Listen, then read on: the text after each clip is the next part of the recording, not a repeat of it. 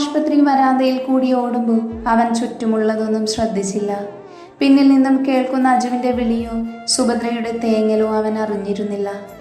എതിരെ വരുന്നവരെയെല്ലാം തട്ടിമാറ്റി സ്വയം നിയന്ത്രിക്കാനാവാതെ അവൻ പാറുവിൻ്റെ അടുത്തേക്ക് പാഞ്ഞു. ഐസുവിൻ്റെ വാതിൽ ചാരി അവൻ ഊർന്നിരുന്നു. പിന്നാലെ വന്ന് സുഭദ്രയും അജുവും അഭിയും കാണുന്നത് എല്ലാം തകർന്നവനെ പോലെ തലയ്ക്ക് കയ്യും കൊടുത്തുകൊണ്ടിരിക്കുന്ന സിദ്ധുവിനെയാണ്. അഭി ഓടിപ്പോയി അവനെ പൊക്കി എഴുന്നേൽപ്പിച്ചു. സിദ്ധു, അഭി അവനെ ആർദ്രമായി വിളിച്ചു. എടാ അഭി, പാറു, എനിക്ക് കാണണം അവളെ, എൻ്റെ കുഞ്ഞ്. അവൻ അഭിയെ ഇറുക്കെ പുണർന്നുകൊണ്ട് പുലമ്പി. സിദ്ധുവിൻ്റെ വാക്കുകൾ കേൾക്കെല്ലാവരും ഞെട്ടിക്കൊണ്ട് അവനെയൊന്ന് നോക്കി. സുഭദ്ര സാരിയുടെ തറ്റം കൊണ്ട് വാപ്പൊത്തി കരഞ്ഞ് കസേരയിലേക്ക് തളർന്നിരുന്നു. അജുവും ദേവും ഓടി വന്ന് അവരെ പിടിച്ചു. എടാ ഒന്നുമില്ലടാ, പാറുവിനൊന്നും പറ്റില്ല, ഇങ്ങനെ കരയാതെ നീ. തൻ്റെ തോളിൽ മുഖമർത്തി തേങ്ങുന്ന സിദ്ധുവിൻ്റെ പുറത്ത് തട്ടിക്കൊണ്ട് അഭി പറഞ്ഞു. അല്പസമയം കഴിഞ്ഞതും ഡോക്ടർ ഇറങ്ങി വന്നു. സിദ്ധു ഡോക്ടറിൻ്റെ അരികിലേക്ക് ഓടി. ഡോക്ടർ, എൻ്റെ പാറു, അവൾക്ക്. അവൻ്റെ ശബ്ദം ഇടറിപ്പോയിരുന്നു. ഹേയ്, റിലാക്സ്, ഇപ്പം പേടിക്കാനില്ല. കൃത്യസമയത്ത് ഇവിടെ കൊണ്ടുവന്നതുകൊണ്ട് ബ്ലഡ് അധികം പോയിട്ടില്ല. നെറ്റിയിൽ സ്റ്റിച്ച് ഇട്ടിട്ടുണ്ട്. പിന്നെ ആള് നല്ലോണം പേടിച്ചിട്ടുണ്ട്. അതിൻ്റെ ഷോക്കിലാണ് ബോധം പോയത്. ഡോക്ടർ, എൻ്റെ കുഞ്ഞ്. വർദ്ധിച്ച ഹൃദയമിടിപ്പോടെ സിദ്ധു ചോദിച്ചു. എല്ലാവരും ഡോക്ടറെ ഉറ്റുനോക്കി. ഡോക്ടർ ചിരിച്ചുകൊണ്ട് അവൻ്റെ തോളിൽ തട്ടി. Perfectly all right. ഡോക്ടറുടെ വാക്കുകളിൽ സിദ്ധു മുഖം തെളിഞ്ഞു വന്നു. അവൻ മുഖം പൊത്തിക്കൊണ്ട് തേങ്ങി അഭിയുടെ തോളിലേക്ക് വീണു. അവനെ ഇറുക്കെ പിടിച്ചു. അഭി അവൻ്റെ തലയിൽ പതിയെ തലോടി. സിദ്ധു എത്രത്തോളം പേടിച്ചിട്ടുണ്ടെന്ന് അവൻ്റെ താളം തെറ്റിയ ഹൃദയമിടിപ്പിൽ അഭിക്ക് മനസ്സിലായിരുന്നു. അച്ഛൻ്റെ മരണത്തിനു ശേഷം പാറുവിനെ വരവിലൂടെ തിരിച്ചു കിട്ടിയ സിദ്ധുവിനെ ഒരു നിമിഷം കൊണ്ട് തങ്ങൾക്ക് നഷ്ടമാകുമോ എന്ന് പോലും അഭി ചിന്തിച്ചു പോയിരുന്നു. സമയം കടന്നുപോയിക്കൊണ്ടിരുന്നു. അഭി വിളിച്ചത് പറഞ്ഞ പ്രകാരം ദിയയും ഹോസ്പിറ്റലെത്തിയിരുന്നു. സിദ്ധു ചെയറിൽ ചാരി കണ്ണുകൾ അടച്ചിരിക്കുവായിരുന്നു. പേഷ്യൻറ്റിൻ്റെ ബോധം തെളിഞ്ഞിട്ടുണ്ട്, ഒരാൾക്ക് വന്ന് കാണാം. നേഴ്സ് വന്ന് പറഞ്ഞതും സുഭദ്ര സിദ്ധുവിൻ്റെ തോളിൽ തട്ടി. ചെല്ലു മോനെ. അവർ വാത്സല്യത്തോട് അവൻ്റെ നെറുകയിൽ തലോടിക്കൊണ്ട് പറഞ്ഞതും സിദ്ധു അവിടേക്ക് ഓടി. തലയിൽ വലിയ കെട്ടോട് കൂടി തളർന്നു കിടക്കുന്ന പാറുവിനെ കാണെ അവൻ്റെ മനസ്സൊന്ന് പിടഞ്ഞു. അവളുടെ അരികിലേക്ക് ഇരുന്നു കൊണ്ടവൻ കവളിൽ പതിയെ തലോടി. വിറക്കുന്ന കൈകളോടെ അവളുടെ വയറിൽ അവൻ കൈവച്ചു. കണ്ണുകൾ നിറഞ്ഞൊഴുകിയിരുന്നു. നമ്മുടെ കുഞ്ഞ്. അവൻ അവളുടെ മുഖത്തേക്ക് നോക്കി. ഒഴുകിയിറങ്ങിയ കണ്ണുനീരിനിടയിലും അവൻ്റെ ചുണ്ടിൽ പുഞ്ചിരി വിരിഞ്ഞു. സെഡേഷൻ കൊടുത്തതിൻ്റെ മയക്കമാണ്. കുറച്ചു കഴിഞ്ഞ റൂമിലേക്ക് മാറ്റും, ഇപ്പൊ പൊയ്ക്കോളൂ. നേഴ്സ് വന്ന് പറഞ്ഞതും അവൻ കുനിഞ്ഞു നിന്ന് അവളുടെ കവളിൽ ചെറുതായി മുത്തിക്കൊണ്ട് തിരിഞ്ഞു നടന്നു. വൈകുന്നേരത്തോടെ പാറുവിനെ റൂമിലേക്ക് മാറ്റി. എല്ലാവരും അവളുടെ അടുത്ത് തന്നെയുണ്ട്. സിദ്ധു ഏട്ടാ. നേർത്ത ശബ്ദത്തോടെ പാറു നെറ്റി ചുളിച്ചുകൊണ്ട് പതിയെ കണ്ണു തുറന്നു. സിദ്ധു നിറഞ്ഞ കണ്ണുകളോട് അവളുടെ അടുത്തേക്ക് വന്നു. പാറു മോളെ. അവളുടെ അരികിൽ ഇരുന്നു കൊണ്ട് അവൻ ആർദ്രമായി വിളിച്ചു. കണ്ണുകൾ നിറച്ചുകൊണ്ട് അവൾ അവനെ ഇറുക്കെ കെട്ടിപ്പിടിച്ചു. പെട്ടെന്നെന്തോ ഓർമ്മയിൽ അവൾ ഞെട്ടിപ്പിടഞ്ഞു. മാറുവാൻ കൈവച്ച് അവനെ പേടിയോടെ നോക്കി. ഏട്ടാ, നമ്മുടെ കുഞ്ഞ്. അവൻ അവളുടെ കവളിൽ വാത്സല്യത്തോടെ തലോടി. നമ്മുടെ കുഞ്ഞിന് ഒന്നുമില്ലടാ. അവൻ്റെ വാക്കുകൾ കേൾക്കെ അവൾ ചിരിച്ചുകൊണ്ട് അവനെ ഇറുക്കെ പുണർന്നു. എല്ലാവരും നിറഞ്ഞ കണ്ണുകളോടെ അവരെ നോക്കി നിന്നു. എന്താ മോളെ, എങ്ങനെയാ നീ വീണത്? സുഭദ്ര അവളുടെ അടുത്തേക്ക് വന്നുകൊണ്ട് ആവലാതിയോടെ ചോദിച്ചു. അതമ്മേ, ഒരു കാർ, ഞാൻ കണ്ടില്ല. അവൾ സിദ്ധുവിൻ്റെ തോളിൽ തലവെച്ചുകൊണ്ട് പറഞ്ഞു. പറയുമ്പോഴും അവളുടെ കണ്ണുകളിലെ പേടി അവ ശ്രദ്ധിച്ചിരുന്നു. അവൻ്റെ മനസ്സിലൂടെ പലതും കടന്നുപോയി. പാറു ഒന്നുകൂടെ സിദ്ധുവിൻ്റെ അടുത്തേക്ക് ചേർന്നിരുന്നു. അത് കണ്ടതും എല്ലാവരും ചിരിച്ചുകൊണ്ട് അവരെ ഒറ്റയ്ക്കിരുത്തി പുറത്തേക്ക് ഇറങ്ങി. സിദ്ധു കണ്ണു നിറച്ചുകൊണ്ട് അവളെ നോക്കി. അവളുടെ നെറ്റിയിൽ പതിയെ ചുണ്ടുകൾ ചേർത്തു.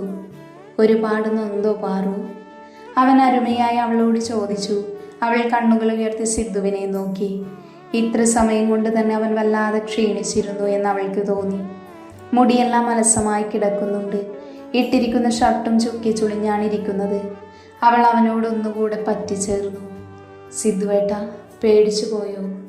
അവൾ പറയുന്നത് കേട്ട് സിദ്ധു അവളുടെ തോളിൽ മുഖം ചേർത്ത് കിടന്നുകൊണ്ടൊന്ന് മൂളി. അവൾ അവൻ്റെ മുഖം ഉയർത്തി ചുണ്ടിൽ നേർമയായി ചുംബിച്ചു.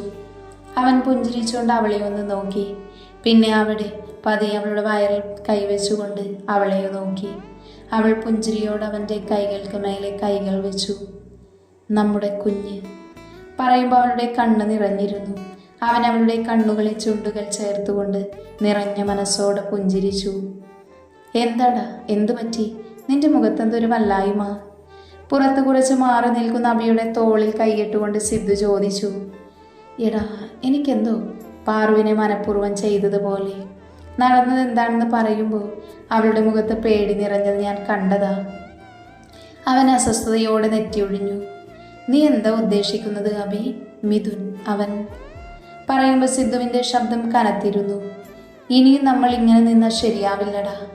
അബി അവൻ്റെ നേരെ തിരിഞ്ഞു. എന്തോ മനസ്സിൽ ഉറപ്പിച്ചുകൊണ്ട് സിദ്ധു അമർത്തിയൊന്ന് മോളി തിരിഞ്ഞു നടന്നു. ബെഡിൽ കണ്ണുകളടച്ച് കിടക്കുകയാണ് പാറു. ഇന്ന് നടന്നത് ആലോചിക്കവേ അവരുടെ മനസ്സിലൂടെ ഒരു മിന്നൽ കടന്നുപോയി. മനഃപൂർവ്വം തന്നെ വന്ന് ഇടിച്ചതാണ് എന്നറിയാമെങ്കിലും അവൾ അത് പുറത്ത് പറയാൻ പേടിച്ചു. അടഞ്ഞ കണ്ണുകളിലൂടെ അവ്യക്തമാണെങ്കിലും ആ കാറിൽ ഉണ്ടായിരുന്ന ആളെ അവൾ കണ്ടിരുന്നു. സിദ്ധുവിനോടെല്ലാം തുറന്നു പറഞ്ഞ് അവനതിന് പിന്നാലെ പോകുമെന്നുള്ള ഭയത്തിൽ അവളെല്ലാം മറച്ചു വെച്ചു. സിദ്ധുവിൻ്റെ കൈകൾ വയറിൽ തള്ളുകുന്നറിഞ്ഞതും അവൾ പുഞ്ചിരിയോടെ കണ്ണുകൾ തുറന്നു. എന്താടാ, വേദനിക്കുന്നുണ്ടോ? അവൻ്റെ ചോദ്യം കേട്ടതും അവൾ കണ്ണു ചിമ്മി ചിരിയോടെ അവൻ്റെ മേലേക്ക് ചാഞ്ഞു. ഇതുവരെ അസ്വസ്ഥമായിരുന്ന തൻ്റെ മനസ്സ് ശാന്തമാകുന്നത് അവൾ അറിയുന്നുണ്ടായിരുന്നു ആ നിമിഷം. 3 ദിവസത്തിനു ശേഷം പാറുവിനെ ഹോസ്പിറ്റലിൽ നിന്ന് ഡിസ്ചാർജ് ചെയ്തു. വീട്ടിലെത്തിയിട്ടും സിദ്ധു അവളുടെ അടുത്തു നിന്നും മാറിയിട്ടില്ല. അവളുടെ എല്ലാ കാര്യങ്ങളും ആരെയും സമ്മതിപ്പിക്കാതെ അവൻ തന്നെ ചെയ്തു. നമുക്ക് മോളെ മതിയല്ലേ പാറു, നിന്നെപ്പോലൊരു കുട്ടിക്കുറുമ്പി. ബെഡിൽ അവളുടെ മടിയിൽ തല വെച്ചുകൊണ്ട് അവളുടെ വയറിലേക്ക് മുഖം ചേർത്ത് കിടന്നുകൊണ്ട് അവൻ പറഞ്ഞു. പാറു ചിരിയോട് അവനെ നോക്കി നിന്നു. ആരായാലും നമ്മുടെ കുഞ്ഞല്ലേ സിദ്ധുവേട്ടാ. അവൾ അവൻ്റെ തലയിൽ തലോടി. അവൻ അവളുടെ സാരി പതിയെ വകഞ്ഞു മാറ്റി മുഖം പൂഴ്ത്തിക്കൊണ്ട് ഉരസി. അവൻ്റെ നനുത്ത ചുണ്ടും കുറ്റിത്താടിയും മീശയും അവളുടെ വയറിൽ കൊണ്ടതും അവൾ പുളഞ്ഞുകൊണ്ടൊന്ന് ചിരിച്ചു. അവൾ ചിരിക്കുന്നത് കണ്ടവൻ വീണ്ടും വീണ്ടും അതുപോലെ തന്നെ ചെയ്തു. ഷോ സിദ്ധുവേട്ടാ, എനിക്ക് ഇക്കിളിയാകുന്നു കേട്ടോ. അവൾ ചിരിച്ചുകൊണ്ട് അവൻ്റെ തലയിൽ പിടിച്ചു. അവൻ അവളെ നോക്കിക്കൊണ്ട് അവളുടെ അരഞ്ഞാണത്തിൽ പതിയെ ഒന്ന് മുത്തി. അവൾ പിടഞ്ഞുകൊണ്ട് അവനെ നോക്കി. പേടിക്കണ്ടടി, ഇനി നമ്മുടെ കുറുമ്പി വരുന്നത് വരെ ഞാൻ നല്ല കുട്ടിയാ. സിദ്ധു അവളെ നോക്കി കുസൃതിയോടെ പറഞ്ഞതും അവൾ പൊട്ടിച്ചിരിച്ചുകൊണ്ട് അവൻ്റെ മുഖമുയർത്തി നെറ്റിയിൽ ചുണ്ട് ചേർത്തു. അവൻ കുറുമ്പോടെ ചുണ്ടിൽ തൊട്ട് കാണിച്ചു. അവൾ അവനെ ഒന്ന് നോക്കിക്കൊണ്ട് അവൻ്റെ അതിരങ്ങളിൽ പതിയെ മുത്തി. അവൻ കണ്ണുകൾ അടച്ച് അവളെ ചേർത്ത് പിടിച്ചു. ഡാഡാ, ഇതാണോ നിന്റെ ശുശ്രൂഷ? വാതിലിനടുത്ത് ചിരിച്ചുകൊണ്ട് നിൽക്കുന്ന അബിയെയും ദിയയെയും കണ്ടതും അവർ ചമ്മി ചിരിച്ചുകൊണ്ട് മാറി നിന്നു. ദിയ പാറുവിൻ്റെ അടുത്തേക്ക് പോയി അവളുടെ കവിളിൽ പതിയെ തലോടി. എങ്ങനെയുണ്ട് ചേച്ചി? ദിയ ചോദിച്ചതും പാറു ചിരിയോടെ കണ്ണ് ചിമ്മി കാണിച്ചു. അവൾ പാറുവിൻ്റെ വയറിൽ പതിയെ തലോടിക്കൊണ്ട് വിശേഷങ്ങൾ പറയാൻ തുടങ്ങി. അതുകൊണ്ട് സിദ്ധുവും അബിയും ബാൽക്കണിയിലേക്ക് നടന്നു. എന്തായി സിദ്ധു, നീ അവളോട് ചോദിച്ചോ?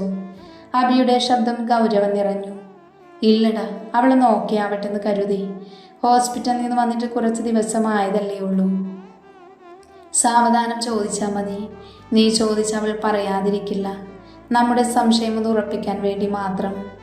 അവൻ സിദ്ധുവിൻ്റെ തോളിൽ പിടിച്ചു. അന്നത്തെ അവസ്ഥയിൽ ഞാൻ മനഃപൂർവ്വം ഒഴിവാക്കിയതാണ് അവനെ. പക്ഷേ ഇതിനെല്ലാം പിന്നിൽ അവനാണെങ്കിൽ ഇനി അവനെ ജീവനോടെ കാണില്ല. സിദ്ധുവിൻ്റെ കണ്ണുകൾ ആ നിമിഷം ചുവന്നു. അബി, ദിയ അവരുടെ അടുത്തേക്ക് വരുന്നത് കണ്ടവർ പെട്ടെന്ന് വിഷയം മാറ്റി. സിദ്ധുവേട്ടനെ ചേച്ചി തിരക്കുന്നു, അവൾ ചിരിയോടെ പറഞ്ഞു. ആഹാ, ഒരു നിമിഷം പോലും മാറി നിൽക്കാൻ പറ്റാതെയായോ? അബി കളിയോടെ പറഞ്ഞതും സിദ്ധു ചിരിച്ചുകൊണ്ട് അവളുടെ അടുത്തേക്ക് നടന്നു. എന്തു പറ്റി അബി, മുഖം എന്താ വല്ലാതിരിക്കുന്നേ? ദിയ അബിയുടെ കവളിൽ കൈവച്ചുകൊണ്ട് ചോദിച്ചു.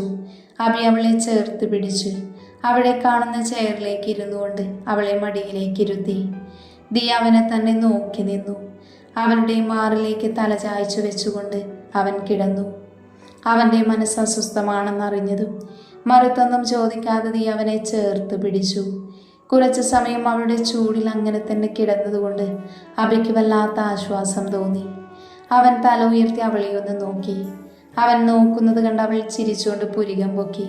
എന്താണെന്ന് ചോദിച്ചു. അവൻ അവളുടെ ഇടുപ്പിലൂടെ കൈയൊന്ന് അമർത്തി.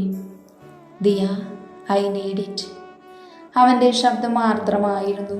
ദിയ കണ്ണു മിഴിച്ചുകൊണ്ട് അവനെ നോക്കി. ഇപ്പോഴോ? ഇവിടെ വെച്ചോ?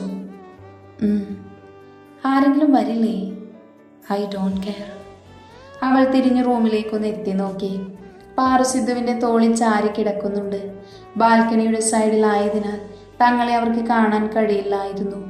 അവൾ ചിരിച്ചുകൊണ്ട് അവൻ്റെ അതരങ്ങളിലേക്ക് അതരങ്ങൾ ചേർത്തു. അവൻ കണ്ണുകൾ അടച്ച് അവളുടെ ചുംബനത്തിൽ ലയിച്ചു. അവൻ്റെ നെഞ്ചിൽ ഒരു കൈ വെച്ചുകൊണ്ട് പതിയെ, വളരെ പതിയെ അവൾ അവൻ്റെ അതരങ്ങൾ നുകർന്നു. അവൻ്റെ ഹൃദയമിടിപ്പ് ശാന്തമാകുന്നത് അവൾ അറിയുന്നുണ്ടായിരുന്നു.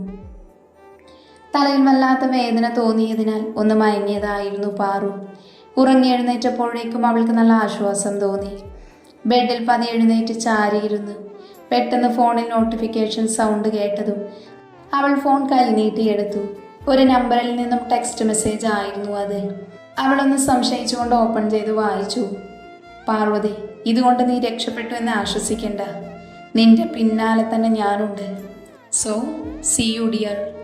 മെസ്സേജ് വായിച്ചതും പാറു ഞെട്ടിക്കൊണ്ട് ഫോൺ മുറുക്കെ പിടിച്ചു.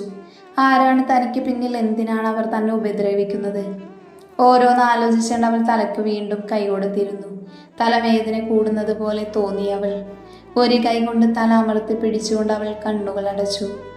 എന്താ പാറു, എന്തു പറ്റി? സിദ്ധു അവൾക്കടുത്തേക്ക് ഓടി വന്നു. വേദനിക്കുന്നു സിദ്ധുവേട്ടാ. അവളുടെ ശബ്ദമിടറി. അവൻ അവളെ ചേർത്ത് പിടിച്ചു.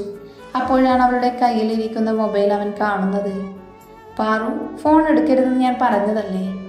അവൻ ശാസനയോട് അവളോട് ചോദിച്ചു. അവൾ ഞെട്ടിക്കൊണ്ട് ഫോൺ മാറ്റി പിടിച്ചു. അത് ഞാൻ വെറുതെ ഇരുന്നപ്പോൾ, അവൾ തപ്പിക്കൊണ്ട് പറഞ്ഞു. ഫോണിൽ നോക്കിയിട്ടായിരിക്കും തലവേദന വന്നത്. കുറച്ചു നേരം കൂടി കിടന്നു പാറു, അപ്പം കുറഞ്ഞോളും. അവൻ പാറുവിനെ ബെഡിലേക്ക് കിടത്തിക്കൊണ്ട് പറഞ്ഞു. ഫോൺ മാറ്റിവെച്ചു. എന്നിട്ട് അവളുടെ അരികിലേക്ക് കിടന്നു. അവൾ അവൻ്റെ നെഞ്ചിലേക്ക് തല ചായ്ച്ചു കിടന്നു. അപ്പോൾ അവൾക്ക് അവൻ്റെ സാമീപ്യം ആവശ്യമായിരുന്നു. തന്നോട് പറ്റിച്ചേർന്നുറങ്ങുന്ന പാറുവിൻ്റെ തലയിൽ പതിയെ തലോടിക്കൊണ്ട് സിദ്ധു ചിരിച്ചു. ടേബിളിൽ ഇരിക്കുന്ന ഫോണിലേക്ക് അറിയാതെ അവൻ്റെ കണ്ണുകൾ പോയി. അവൻ അതെടുത്തു നോക്കി. ലോക്ക് മാറിയപ്പോൾ തന്നെ മെസ്സേജ് ഫോൾഡർ ഓപ്പണായി വന്നു. അവൻ നെറ്റി ചൊളിച്ചുകൊണ്ട് അതിലേക്ക് നോക്കി. അതിലെ മെസ്സേജ് വായിച്ചതും അവൻ്റെ കണ്ണുകൾ ചുരുങ്ങി. മുഷ്ടി ചുരുട്ടിക്കൊണ്ട് അവൻ ദേഷ്യം നിയന്ത്രിച്ചു. ഈ സിദ്ധു ജീവിച്ചിരിക്കുന്ന കാലം വരെ എൻ്റെ പാറുവിനൊന്നും സംഭവിക്കില്ല. ഇത് ചെയ്തത് ഏത് മറ്റവനായാലും ഞാൻ കണ്ടുപിടിച്ചിരിക്കും. അവൻ്റെ നെറ്റിയിലെ ഞരമ്പുകൾ വലിഞ്ഞു മുറുകി. തൻ്റെ നെഞ്ചിൽ നിന്നും പാറുവിനെ ശ്രദ്ധയോടെ ബെഡിലേക്ക് കിടത്തിക്കൊണ്ട് അവൻ എന്തോ തീരുമാനിച്ചുറപ്പിച്ച പോലെ ഫോണുമായി പുറത്തേക്ക് നടന്നു. എന്നാൽ ഇതൊന്നും അറിയാതെ പാറു നിദ്രയിൽ ആണ്ടിരുന്നു.